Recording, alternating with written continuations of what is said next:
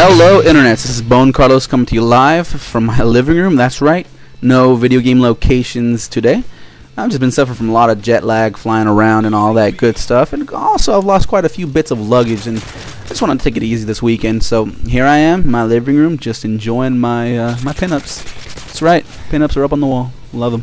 Anyways, my giveaway is still on the way, so check that out in the description down below. All the information is going to be there. And this game is going to be brought to you by Nicotine. He wanted me to use his weapon of choice, which is going to be a suppressed scar that he used back in the Modern Warfare 2 days, and so I'm going ahead and using that weapon. I also did him one better by using kill streaks he would actually use in Modern Warfare 2 as well. So AC-130 play coming up pretty, I would say later on.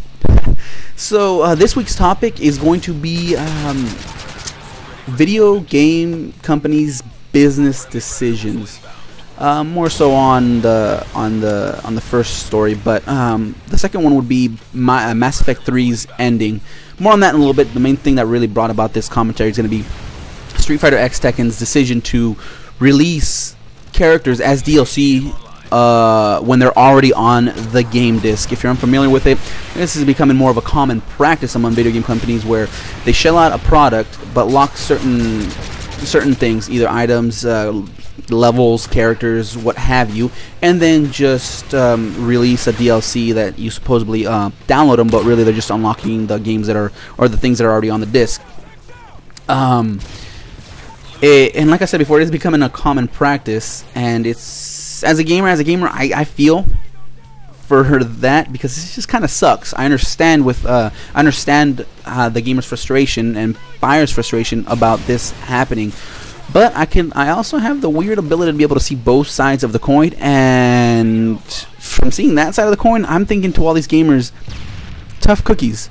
This is how the world operates. This is how it works.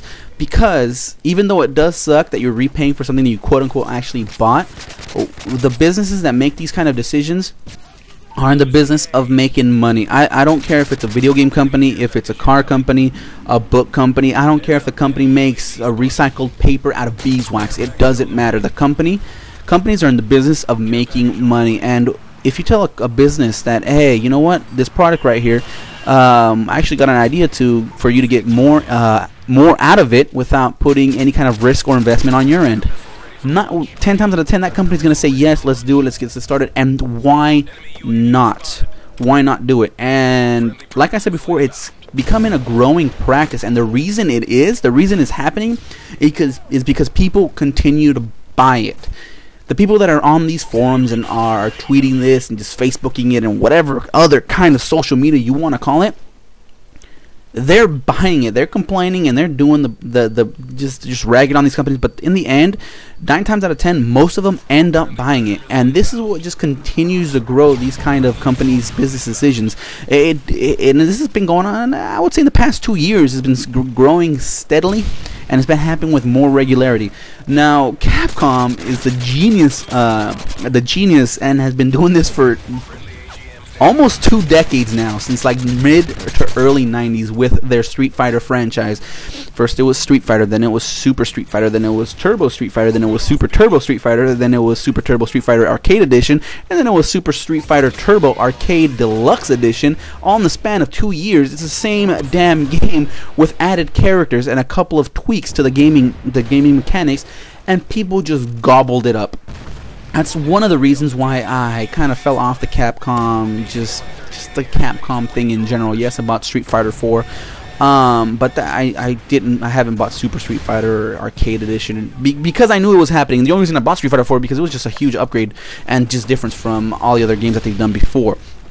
So I know this has become such a huge backlash that this current generation of gamers haven't really been exposed to, whereas all these quote-unquote older gamers have been, and we know exactly how to deal with it, which is not buying the product. Why buy the product? Because why buy the product if there's going to be something else coming on later on? So for all these new people out there that are complaining and just this is going on and on and on and on, tough cookies, get over it. These gaming companies are going to be doing it because, like I said before, they're in the business of making money. The people that make these games, the people, the artists, the developers side of it, more than likely they're not going to want to do this.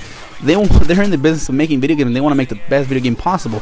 The ones that are in charge of these kind of decisions, the CEOs, all that other, they're the ones that say, hey, you know what, split up 4 characters, make it as DLC 2 months down the line. You know, they're the ones paying, they're the ones investing in the company to make these video games. And break in that topic, I was stuck with the Simtex. Didn't die. Not sure what that was about. The explosion happened around that corner of that wall. I would like to you guys figure out what the hell just happened there. I'm as completely baffled as you guys are.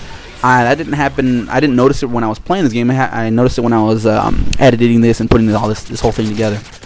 So, yeah, that was interesting. So, that's it for the Street Fighter X Tekken. Don't do it. Better analogy. If there's a camper racking up these kill streaks, who are you going to be mad at? The camper or the players that keep rushing into the camper's line of sight to get demolished? Just think about that for a little bit next time you decide to complain about these kind of video game things, or a camper in general. I just find that amusing. Now, the second story that I want to talk about was Mass Effect 3's ending. No, I'm not going to talk about you, kitty. Pissed off at you as it is. Is Mass Effect 3's ending. I know a lot of people are just not happy with Mass Effect 3's ending because it's the same ending with 3 different colors, blah.